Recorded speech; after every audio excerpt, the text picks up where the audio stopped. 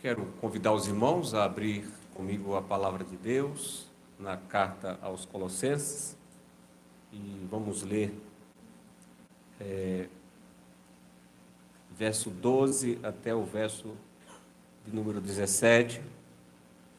O nosso texto é verso 12 a 14, mas vamos ler até o versículo 17, porque vamos também poder citar alguns outros versículos na pregação. Vamos também citar o início, né? Mas eu quero só fazer a leitura aqui a partir do versículo 12. Diz assim, Colossenses, capítulo 3, versículo 12 a 17. Revesti-vos, pois, como eleitos de Deus, santo e amados, de ternos afeto, de misericórdia, de bondade, de humildade, de mansidão, de benignidade, de longanimidade. Suportai-vos uns aos outros, perdoai-vos mutualmente, caso alguém tenha motivo de queixa contra outrem.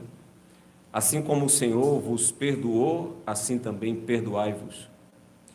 Acima de tudo isto, porém, esteja o amor, que é o vínculo da perfeição. Seja a paz de Cristo o árbitro em vosso coração, a qual também foste chamados em um só corpo, e sedes agradecidos. Habite ricamente em vós a palavra de Cristo.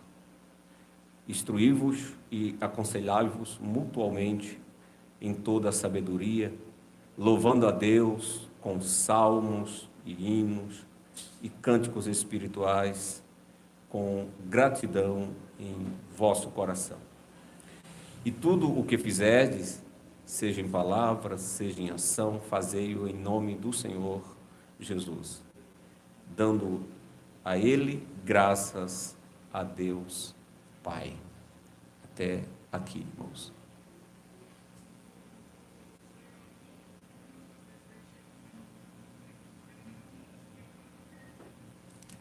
Amados irmãos em Cristo Jesus, uma vez que estamos vivos, e isto por meio de Cristo, porque antes de Cristo estávamos mortos em nossos delitos, em nossos pecados, em nossos próprios prazeres, mas agora, estando nós vivos em Cristo, devemos buscar as coisas lá do alto, pois é assim que Paulo inicia esse capítulo 3 de Colossenses. Ele inicia dizendo, portanto, já que vocês ressuscitaram com Cristo, procurai as coisas que são do alto, onde Cristo está assentado à direita de Deus. E Paulo continua, uma vez que morremos com Cristo, devemos nos despir das coisas que pertencem à vida terrena, de pecados passados.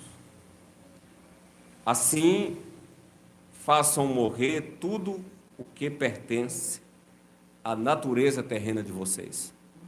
Imoralidade sexual, impureza, paixão, desejos maus e ganância, que é a idolatria. Pois é por causa dessas coisas que vem a ira de Deus sobre os que vivem na desobediência, as quais vocês praticaram no passado, quando costumavam viver nelas. Mas agora abandone todas estas coisas: ira, indignação, maldade, maledicência e linguagem decente no falar. Não mintam uns aos outros, visto que vocês já se despiram do velho homem com suas práticas e revestiram-se do novo, o qual está sendo renovado em conhecimento, à imagem do seu Criador. Isso é verso 5 ao verso 10. Então, irmãos, diante disso, nessa noite eu vos anuncio a palavra de Deus sobre o tema. Deus quer nos renovar e nos conformar à imagem de Cristo. Mais uma vez, Paulo está nos ensinando que Deus quer nos renovar e nos conformar à imagem de Cristo. O que podemos resumir com esse tema é que Deus quer que estejamos vestidos a caráter. Para isso, devemos nos vestir, primeiramente, da graça de Deus, esse é o nosso primeiro ponto. E, em segundo lugar, devemos nos vestir do caráter de Cristo. Então, em primeiro lugar, Paulo deixa claro que devemos nos vestir da graça de Deus, porque ele usa essa expressão que dá esse entender, vestivos, pois, como eleitos de Deus, santos e amados. Então, o que podemos entender sobre esse vestir da graça, que nós precisamos estar vestidos dessa graça, é compreender como essa graça funciona em nossas vidas. É um adorno para o cristão. O cristão tem que estar vestido da graça, ele tem que estar vestido como eleito de Deus. Mas ele não tem só que ter a vestimenta da eleição, mas ele também tem que ter a vestimenta de um caráter santo que venha agradar a Deus. Então, em primeiro lugar, vestir-se da graça, devemos entender que a graça é o favor de Deus para com pecadores indignos. Assim, Paulo lembra os irmãos de Colossenses daquilo que a graça de Deus fez por eles. Então, é algo que devemos sempre vestir a mente, está sempre guardado em nossa mente o que Deus fez por nós, a graça de Deus. O que é que Deus fez? Deus nos escolheu, porque o termo que Paulo usa aqui para eleitos significa realmente escolhidos de Deus. Assim, podemos ter uma compreensão melhor sobre esse termo de eleição nas palavras que Deus fala a Israel por intermédio de Moisés. Ali Deus diz: não vos teve o Senhor, né, Moisés falando ao povo de Israel, não vos teve o Senhor afeição, nem vos escolheu porque fosseis mais numerosos do que qualquer povo, pois eras o menor de todos os povos, mas porque o Senhor vos amava. E Paulo usa realmente essa expressão aqui para falar: revestivos como eleitos de Deus, santos e amados. Assim, o Senhor, né, faz isso com Israel. Deus os tirou com mão poderosa, os resgatou da casa de servidão, do poder de Faraó. Isso é Deuteronômio 7, versos 7 a 8. Com isso, podemos entender que o milagre da eleição divina não depende de alguma coisa que tenhamos feito, pois Deus nos escolheu em Cristo. E essa escolha antes da fundação do mundo. Paulo fala isso em Efésios 1:4. Então, se Deus salvasse o pecador com base em seus méritos ou em suas obras, ninguém seria salvo. Esse é o entendimento. E nós devemos estar vestidos com esse entendimento. Tudo se dá pela graça de Deus. Para quê? Para que glorifiquemos a Deus, como Paulo fala aqui ainda nos versos 14, né, versos 15 e 16. Para que glorifiquemos a Deus? Porque a eleição que Paulo aqui trata é como se fosse um segredo, né? Ou é uma veste adequada para os eleitos de Deus, concernente aos filhos de Deus. Deus dá essa graça aos filhos, por isso que Paulo vestiu-os como eleitos de Deus. Porque existe uma diferença entre os não eleitos, eles não estão vestidos desse entendimento, eles não estão vestidos dessa graça, e isso é algo que condiz aos filhos de Deus, aos eleitos de Deus.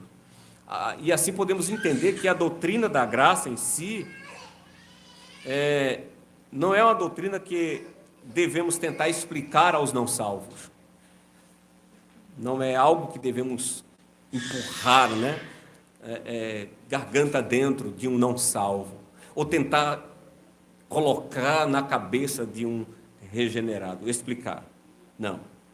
O Senhor conhece os seus, e o Senhor deixa claro que essa eleição, esse vestir-se da graça, pertence aos eleitos de Deus. De modo que nós devemos deixar por conta dele a realização dos seus propósitos eternos. É Deus quem, nos dá esta vestimenta, e ele nos chama a vestir. A nossa tarefa, como vestidos da graça, é compartilhar as boas novas do Evangelho com o mundo perdido. E Paulo usa bastante essa analogia também em dizer que antes estávamos nus, como João também escrevendo o Apocalipse, e Jesus ali falando, estás nu. E o conselho ali é que eles precisem comprar, eles precisam adquirir as vestes, e essas vestes têm a ver com as vestes da graça de Cristo. Agora nós, vestidos de Cristo, resplandecente da graça de Cristo, compartilhamos isso com o mundo. Estamos ataviados, vestidos de Cristo, para anunciar, como sacerdote, como homem, pessoa santa, o Evangelho de Cristo. Mas isso é possível se realmente estivermos vestidos dessa graça, se experimentamos essa graça. Não pode ser uma coisa que esteja só na sua cabeça, mas é algo que realmente isso seja perceptível. As pessoas percebem, as pessoas veem o fruto da graça de Deus na sua vida. E por isso Pedro escreve isso na sua primeira carta, capítulo 12, versículo 9. Vocês, porém, são geração eleita, isso é falando dos eleitos, dos filhos de Deus, geração eleita, sacerdócio real, nação santa, povo exclusivo de Deus, para anunciardes as grandezas daquele que vos chamou, veja, vos chamou das trevas para a sua maravilhosa luz. Assim, o entendimento e a compreensão que nós temos aqui é que Deus separou-nos, Deus separou seu povo. E esse é o significado da palavra que Paulo usa aqui para santo. Então ele fala sobre uma convocação para nós como eleitos, vestidos da graça, somos santos, separados. Ele usa aqui esse termo, santos, revestivos, pois, como eleitos de Deus, santos e amáveis, Então quem crê em Cristo é separado do mundo para o Senhor. E não somos de nós mesmos, mas o que podemos entender aqui é que agora pertencemos inteiramente ao Senhor, como Paulo escreve isso também em 1 Coríntios, no capítulo 6, versículo 19 e 20. Então, pois Deus, Ele nos ama, e devemos entender isso. O que Paulo está nos chamando aqui é para nos vestirmos desta graça, de forma que agora, agraciados por Deus, partilharmos do amor de Deus, e é um chamado realmente para a santidade. Primeiramente porque quando o incrédulo peca, nada mais é do que uma criatura transgredindo a lei do Criador. Mas quando um cristão peca, é um filho de Deus entristecendo o coração amoroso do Pai. Assim, irmãos, à medida que o amor de Deus, o amor de Deus está em nossos corações, e à medida que esse cristão aprende a amar a Deus, também aumenta o seu desejo de obedecer ao Senhor, aumenta o seu desejo de andar na novidade de vida que ele possui em Cristo Jesus. Então, esse vestir é vestir-se de um estilo novo de vida, uma vida não mais no pecado, não é mais as vestes sujas, mas agora é as vestes da luz, porque estávamos nas trevas e não tínhamos preocupações, mas agora temos essa preocupação de estarmos vestidos da graça de Deus, de andar em novidade de vida. Vida essa que agora possuímos em Jesus Cristo. Por quê? Porque Deus nos perdoou. E perdoado assim todos os nossos delitos, como Paulo aqui diz, já escrevendo no capítulo 2, versículo 13. Então, o perdão de Deus aqui, podemos ver, é completo, é definitivo, não é condicional, nem é parcial. E esse Deus Santo perdoou nossos pecados, sendo nós pecadores. E isso foi possível pelo sacrifício de Cristo na cruz. Então, assim, Deus em Cristo nos perdoou. E agora, perdoados em Cristo, né, não pelos nossos méritos, mas pelos méritos de Cristo, escolhidos por Deus, separados por Deus, amados por Deus e perdoados por Ele, a soma de tudo isso é graça. É o que Paulo está ensinando. Devemos vestirmos de toda essa bondade de Deus e não cairmos de nada disso, de que Ele nos elege por meio de Cristo, Ele nos escolhe, Ele nos separa, somos por Ele amados, somos por Ele perdoados, e a soma de tudo isso é graça. Ou seja, o cristão, né, o conselho do apóstolo é para que o cristão esteja vestido disso, ele não abandone isso, ele não despreze essa vestimenta, a graça de Deus, pois ele está agora vestido da graça de Cristo. E o cristão, a partir daí, ele tendo esse entendimento que ele está vestido de Cristo. Antes ele estava manchado pelo pecado, vestido, vamos dizer assim, com a imundície do pecado, o trápulo, né, do mundo, mas agora ele está vestido da graça de Cristo. E estando ele vestido de Cristo, ele tem agora as suas responsabilidades diante de Deus. Então, é graça, é favor, mas essa graça nos leva à responsabilidade. Por isso que Paulo agora vai dizer que, depois de falar que ele deve estar andando como um eleito, né, vestido como um eleito de Deus, como ele deixa isso bem claro, né? Vestivos, pois, como eleitos de Deus. Olha, isso é algo interessante. Vestido como eleitos de Deus é o que se deve ter em mente, e não cairmos desse entendimento.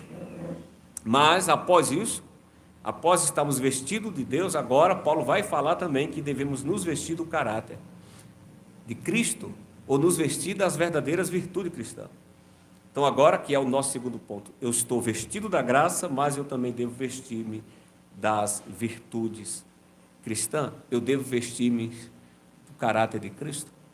Às vezes, podemos achar que só a veste da graça nos basta, mas é necessário que agora, vestido da graça, também estejamos ataviados com o caráter de Cristo, como eleitos de Deus. Como já disse, somos pessoas, o que Paulo está nos dizendo aqui, é que o povo de Deus são pessoas diferentes. E aí ele vai dizer, ele vai listar aqui 8 características dessa vestimenta. E ele começa dizendo: vestivos de terno afeto e de misericórdia, primeiramente. Vestivos de terno afeto e de misericórdia. Vestivos como eleitos, santo e amado, né, e amados. Aí ele fala de ternos afeto e de misericórdia. É a primeira característica dessa vestimenta cristã. O termo que ele usa aqui para afeto de misericórdia, o texto grego traz uma expressão de entranhas. Existe até algumas traduções que também usam esse termo, entranhas de compaixão. Então ele usa uma expressão aqui porque, principalmente para o povo grego, as emoções mais profundas se encontravam no intestino. O intestino é quem expressa os sentimentos mais profundos. Porém, para nós, né, principalmente aqui, entendemos que é o coração. Mas o que Paulo está aqui ensinando é que, como eleitos de Deus, vestido da graça de Deus, e agora ataviado, né, do caráter de Cristo, devemos demonstrar um sentimento de terna compaixão uns pelos outros, porque Cristo é cheio de misericórdia, Cristo é cheio de compaixão. Nós também agora, vestidos de Cristo, ou eleitos em Cristo, devemos também demonstrar um sentimento de terna compaixão uns pelos outros.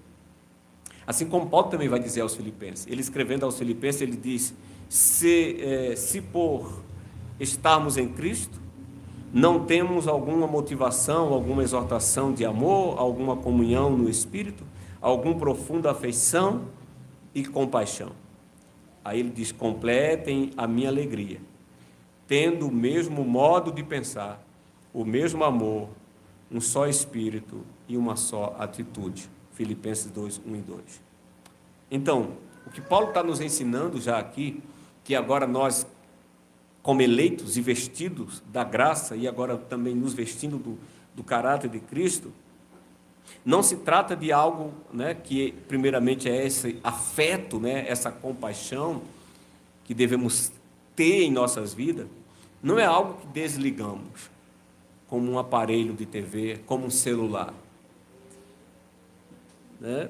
Mas antes é uma atitude constante do coração do Filho de Deus. É uma atitude constante que deve estar em nosso coração, que nos torna pessoas tratáveis, umas com as outras. Então nós somos chamados agora como eleitos, não para menosprezar, né, o nosso irmão, para julgar o nosso irmão, mas somos para sermos pessoas tratáveis, e reconhecendo que fomos salvos por graça, de maneira que, vestido dessa graça, toda a nossa vida agora deve ser uma vida de graça. E aí ele diz: vestidos de eterna compaixão, mas também vestidos, em segundo lugar, vestido de bondade. Ele fala aqui, e de bondade. Fomos salvos, como eu falei, por causa da bondade de Deus. Então, isso é estar vestido da graça. Alguém que tem o entendimento da salvação, ele reconhece isso. Por isso que não há nenhum tipo não há lugar, né, no coração do eleito para a maldade, para a perversidade, mas sim, Paulo fala, vestir da bondade. Porque fomos salvos por causa da bondade de Deus para conosco. E isso se deu por meio de Jesus Cristo. Ele escrevendo a Tito, no capítulo 3, versículo 4 e 5, ele diz: mas quando se manifestou a bondade de Deus, nosso Salvador, e o seu amor por todos, ele nos salvou, não por obra, veja isso, não por obra de justiça praticada por nós, mas segundo a sua misericórdia. Assim, meus irmãos, devemos, né, por nossa vez, agora, também demonstrar bondade para com o nosso semelhante. Então, o cristão, salvo por graça, é um cristão que demonstra bondade. E isso deve ser perceptível, faz parte da vestimenta do crente, do eleito de Deus. Vestíveis, Paulo está dizendo, é algo que você tem que tomar sobre você. De maneira que isso deve ser perceptível, as pessoas olhando e ver assim, que pessoa boa. Não que isso é para você se vangloriar, dizer assim, ou se defender. Não, eu não sou bom, não é no sentido. Mas é para que Cristo seja glorificado pelo seu gesto, né? Pela a sua disposição de fazer o bem. Que Paulo está dizendo mesmo, vista-se de bondade. O vestir é algo perceptível. É algo que você deve ataviar sobre você. O que Paulo usa aqui é um termo que você deve colocar sobre você, como um colar. Essas virtudes que Paulo colocou aqui é como um colar que você deve estar sobre o seu pescoço. Vamos dar um exemplo. Você tem a vestimenta da graça. Vamos dizer que a graça seja a sua vestimenta comum, que cobre todo o seu corpo. Mas agora ele está falando sobre essas virtudes, que é como joias, como um adorno, que você coloca sobre sua veste da graça. E que as pessoas veem. É perceptível. A ternura, como ele fala primeiramente, ser cheio de ternura. O cristão eleito, salvo, vestido da graça, ele é tratável. Ele é amável. E aí Paulo diz, mas não seja só amável, seja também cheio de bondade. Bondade. E porque isso é o que Deus ordena, né? Devemos demonstrar essa bondade uns para com os outros. Deus ordena que sejamos, né, uns para com outros benigno. Paulo escreve isso também aos Efésios. Seja benigno. Um dos retratos mais belos, irmãos, de bondade na Bíblia, por exemplo, é o caso de Davi. Acho que todos conhecem essa história. Davi, quando a maneira como ele tratou Mefibosete, né? Mefibosete, que era filho de Jonatas, ele foi a criança que ficou viva quando Davi conquista, né? E toma o reino de Saul. Esse rapaz ficou aleijado. Agora Davi está no seu poder, Mefibosete está morando distante. Ele, vamos dizer assim, não está na realeza, mas era um príncipe. Davi o trata como um príncipe.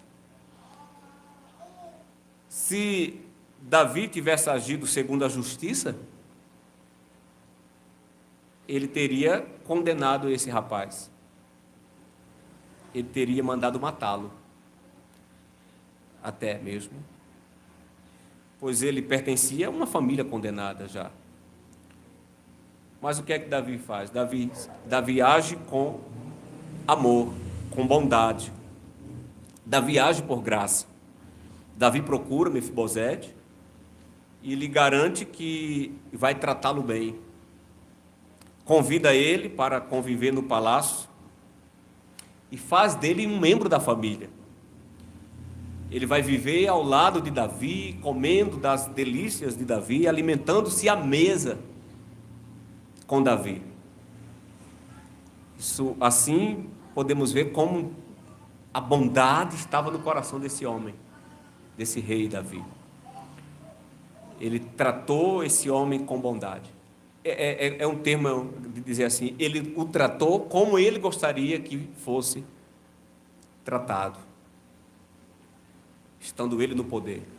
E ele fez isso, ele demonstrou. Assim, isso foi também para demonstrar a bondade de Deus, irmãos, para conosco, cristão. Nós experimentamos uma bondade ainda maior, pois também nós éramos filhos da ira, condenados. Mas em Cristo Deus nos elege e nos chama para nos banquetearmos com Ele. Então, se temos esse entendimento da bondade de Deus conosco, o que Paulo está nos ensinando é que nós também devemos vestirmos-nos de bondade, ataviarmos-nos da bondade e exercitarmos-nos na bondade. Isso é vida cristã.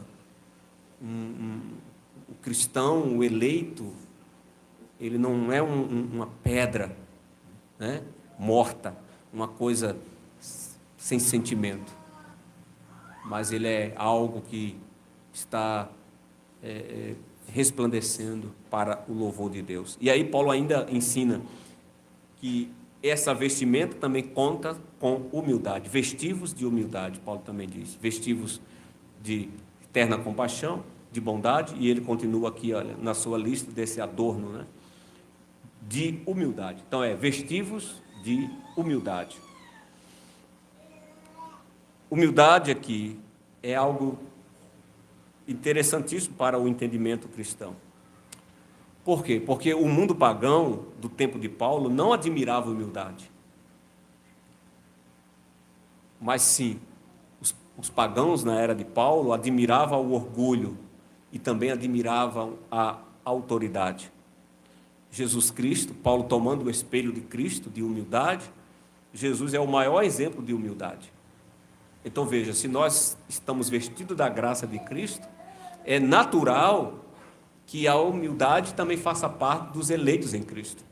Jesus era humildade, é o maior exemplo, é o maior símbolo de humildade, porque Paulo, escrevendo aos Filipenses, capítulo 2, versículo 5, diz que, estando ele na forma de Deus, ou sendo ele Deus, não usurpou ser igual a Deus, mas se humilhou.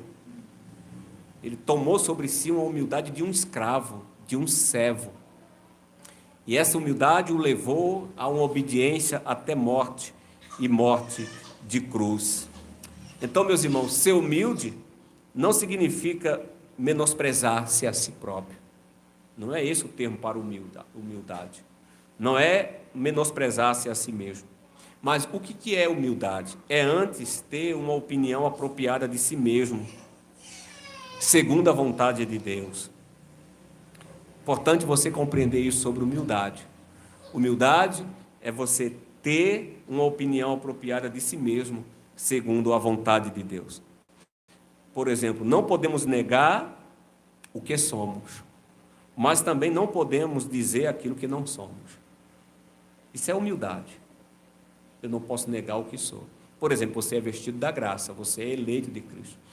E às vezes tem pessoas que, eu sou um pecador, eu sou não sei o que, acham que tudo bem, somos um pecador, mas somos regenerados, né? E às vezes a pessoa fica usando certo gesto para se colocar, né, como mais humilde do que os outros, usando termos, né, que não compete com ela não é isso exatamente. Então, a verdadeira humildade é aceitar aquilo que Deus diz sobre nós.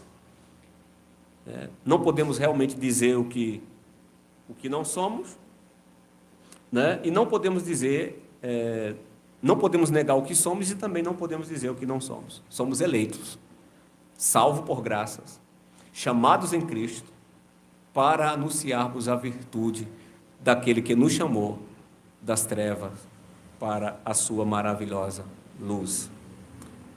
Às vezes podemos ser cobrados em alguma questão sobre o caráter de Cristo, sobre a vida cristã, e alguém pode arrogantemente dizer assim, mas eu não sou Jesus. E isso não é um sinônimo de humildade, muitas vezes, mas é um sinônimo de arrogância. É falta de humildade. Então, devemos entender o que Paulo está aqui nos ensinando.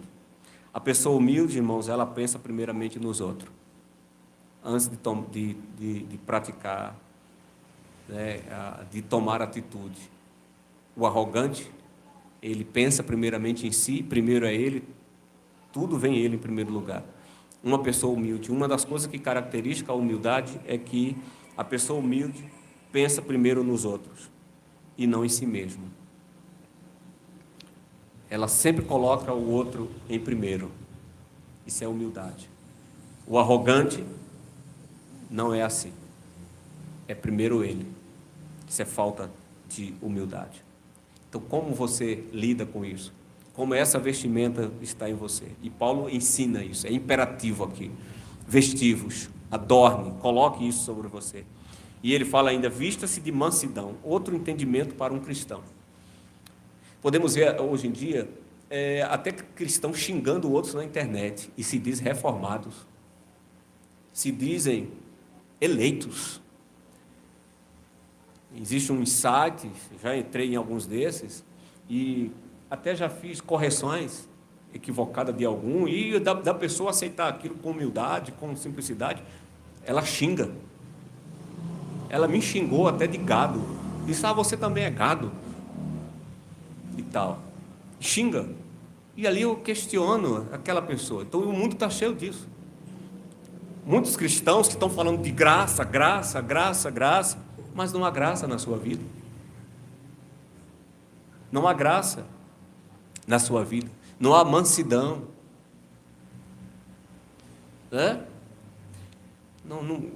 Não se pode ter um evangelho que destila veneno, que destila discussão, que traz contenda, desavença, desmerecimento.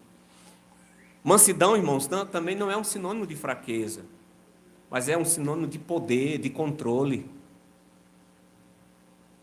E tem pessoas que parecem que por ser o virtual não se controla, mas é lugar de controle. E a mansidão se vê aí nesse controle. Essa é uma palavra que Paulo usou aqui, é uma palavra para descrever, a palavra mansidão que Paulo usa aqui descreve, por exemplo, o vento, né? Aquele vento que abranda o calor. Paulo disse aqui, o que Paulo está querendo dizer aqui, olha, vista-se de mansidão, seja como aquele vento. Já viu esse vento, esse ventilador que está abrandando o calor? O cristão é para ser assim, como o vento. Né? É o termo que o termo que foi usado aqui para mansidão, é como o remédio que cura, é como o cavalo domado, né? Ternura, né? O cavalo domado, bonito, que pode até montar a criança. Assim é o cristão, ele tem que ter essa mansidão, Por que Paulo está dizendo isso, como eu citei? Porque todas essas coisas podem se transformar em o oposto. O vento pode se transformar numa tempestade, o remédio, né, pode ser uma superdosagem, pode tornar-se maléfica, mortal. Um cavalo não domável pode fugir.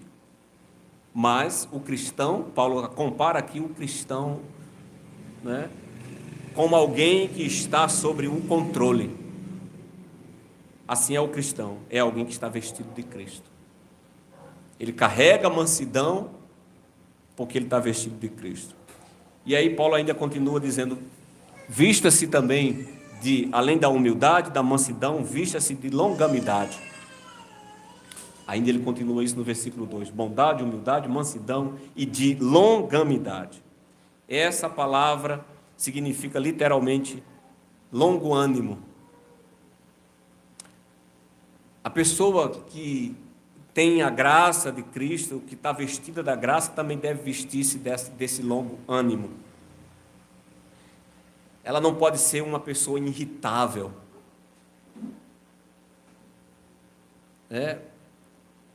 Que fala e age de modo impossível. Não. Ele tem, mais uma vez, autocontrole. Quando o indivíduo é longânimo, e como Paulo está dizendo que devemos nos vestir isso, ele consegue suportar, por exemplo, as provações, ele consegue suportar as provocações de outras pessoas, ele consegue suportar as circunstâncias sem se vingar. Isso é ser longânimo. É a capacidade de irar-se passivamente, porque devemos ser longânimo, não é sinônimo de que não se ira. Eu me iro, qualquer um vai se irar.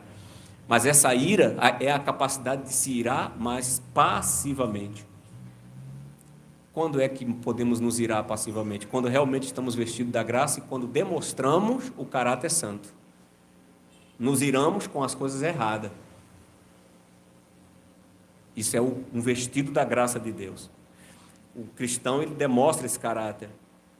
Mas o que Paulo está dizendo aqui é que ele deve ser longânimo porque é errado irar-se rapidamente com as coisas erradas e é errado se irar pelos motivos errados. Porque você está se irando. E aí Paulo está dizendo, vista-se de longanimidade, mas também vista-se da capacidade de suportar. Paulo usou um verbo aqui muito interessante. Suportar aqui literalmente significa escorar ou reter. O que quer dizer com isso? É que um cristão que é vestido de Cristo, que está vestido da graça de Cristo, ele agora também deve vestir-se dessa capacidade de escora. Ele deve ser como algo que é uma escora. Uma escora é algo que se coloca para sustentar um peso, ou algo para reter alguma coisa de cair. Um cristão cheio da graça é um cristão, como Paulo está ensinando, ele sempre olha com misericórdia. E ele sempre está se colocando para aprender, suportar. Dependendo dele, aquele irmão que está fraco não vai cair. Ele vai ajudar. Ainda aquele irmão pecou contra ele, fez coisas erradas contra ele, até prejudicou ele. Mas Paulo está dizendo assim, olha, pratique isso. Esse versículo é muito interessante. Vestido agora de Cristo como eleitos de Deus, suportai-vos uns aos outros. Como isso é interessante, irmãos, para um cristão. Às vezes uma pessoa está falando de Cristo, falando do amor de Cristo, dizendo que é de Jesus e dizendo que é salvo por graça. Deus a suportou, Cristo a suporta, mas ela não tem isso no coração. Ela não suporta uma crítica do irmão. Ela não suporta imagina outra coisa. Mas o que Paulo está nos ensinando aqui, vista-se, seja alguém que pratique esse adorno. Deus nos suportou como pecadores, pois Ele reteve o seu julgamento, ou Ele retém seu julgamento. Imagine, Deus tem nos suportado até hoje. Paulo fala isso em Romanos 2:4, 3:25. A mansidão, a longanimidade é a capacidade de suportar. Ou seja, o que Paulo está nos ensinando aqui é que, como eleitos de Deus, devemos andar juntos. Devemos andar juntos, como povo de Deus. É um testemunho para a eleição, para os cristãos que estão em Jesus, que são salvos. Andar junto. Revestivos, e aí, indo para a nossa conclusão, para os 2 últimos pontos, revestivos, Paulo ainda fala no versículo 13, de perdão, pois ele diz assim, né? Suportai-vos uns aos outros e perdoai-vos uns aos outros mutualmente. Esse é um resultado lógico, irmãos. Não basta ao cristão suportar, por exemplo, as tristezas, as provocações, sem se vingar, mas o cristão também deve ser alguém que está cheio de perdão, e ele deve aprender a perdoar aqueles que lhe causam dificuldades na vida. Se não fizer isso, esse sentimento de maldade vai corroer o seu coração. O seu coração vai se encher de amargura. E isso vai levar ele a outros pecados. E pecados ainda mais graves. Simplesmente, às vezes, irmãos, por falta de perdão. E nós temos que aprender a perdoar. E, às vezes, isso a gente deve identificar na nossa conversa um com os outros. E a pessoa fala, você sabiamente deve dizer para essa pessoa, você deve perdoar, sabe? Você deve perdoar isso. Você não pode remoer isso. Você deve perdoar. Porque Deus fez isso conosco. Perdão faz parte da semelhança de Cristo. Se estamos vestidos da graça, somos pessoas que aprendem a perdoar. Olha o que Paulo diz em Efésios 4:32. Sejam bondosos, compassivos, uns para com os outros, perdoando-vos mutualmente, assim como Deus perdoou vocês em Cristo. Por isso, irmão, no momento em que você tiver alguma queixa contra alguém, você deve perdoar. Vá até essa pessoa, procure ela e pratique o que Jesus ensinou em Mateus 18, verso 15 e diante. Converse com o seu irmão e se perdoe e se abrace, porque você está vestido de Cristo. Você precisa também vestir-se do caráter de Cristo. E por último, vestir-vos de amor. Finalizando aqui. Paulo nos ensina que devemos nos vestir também de amor. Acima de tudo isto também, né, além de perdoarmos uns aos outros, ele diz, suportai-vos uns aos outros, perdoai-vos um ao outro mutualmente, como tendo motivo de queixa contra alguém. Aí ele fala, assim também, né, acima de tudo, porém esteja o amor. Esse é o mais importante de todas as virtudes cristãs. Agir com o cinto. Paulo fala aqui que o amor aqui, ele age como esse cinto. Se temos o adorno, né, é como as joias, mas o amor é como a correia que está sustentando todas as joias. Bondade, mansidão, tudo isso está no amor. O amor, de maneira que Paulo vai dizer que é a maior virtude cristã. Todas as qualidades espirituais que Paulo citou aqui, ele diz que acima de tudo deve estar o amor. Como ele também escreve lá em Coríntios 13. Ainda que eu tivesse o dom de profecia, ainda que eu distribuísse os meus bens para dar para o... Se eu não tiver amor, isso nada vale. O amor é o primeiro fruto do Espírito Santo, como também ele escreve aos Gálatas. E depois daí vem o quê? A alegria, a paz, a longanimidade, mas acima de tudo o amor. Ou seja, o que Paulo está nos ensinando aqui é que nós devemos estar ataviados do amor de Cristo. Vestidos do amor de Cristo. E que sejamos pessoas que realmente amem e pratiquem o amor. Né? Veja o que ele diz ainda no versículo, porque o amor, ele resulta agora nas outras virtudes. Veja aí o versículo 15 e 16. Que a paz de Cristo seja o juiz em seus corações, visto que vocês foram chamados a viver em paz. Mas essa vida vivida agora na paz só é possível pelo amor, como membros de um só corpo. E sejam agradecidos. E ele diz ainda, habite ricamente em vocês a palavra de Cristo, ensine e aconselhe-se uns aos outros com toda a sabedoria. Cantem salmos, hinos, cânticos espirituais, com gratidão a Deus em seus corações. Isso é possível quando estamos realmente cheios do amor de Cristo. Quando realmente estamos ataviados do amor de Cristo. Assim, meus irmãos, finalizo. Quando o amor governa a nossa vida, ele une todas essas virtudes que Paulo citou aqui. de maneira que essas virtudes vão agora nos embelezar harmonicamente. E quem está vestido da graça e do caráter de Cristo é um crente maduro. Ele tem maturidade. Ele não é como a criança. E o termo que a gente usa aqui é quem já foi criança aqui, como às vezes está descalço, e para ele não faz diferença a vestimenta. As criancinhas pequenininhas aqui, elas não sabem o que é isso. Elas estão bem vestidas por causa dos pais. Mas o adulto em Cristo, ele sabe a importância dele estar realmente adornado como alguém para a glória de Deus. Não é assim? Porque ele tem sensatez. Então isso é maturidade. O cristão que tem as vestimentas de Cristo, ele vai demonstrar uma vida madura. Essa maturidade promove equilíbrio, irmãos. Uma igreja onde cada um procura vestir-se e adornar-se de Cristo, essa igreja tem equilíbrio. Essa igreja tem crescimento espiritual. Esses irmãos sentem alegria, sentem amor, comunhão.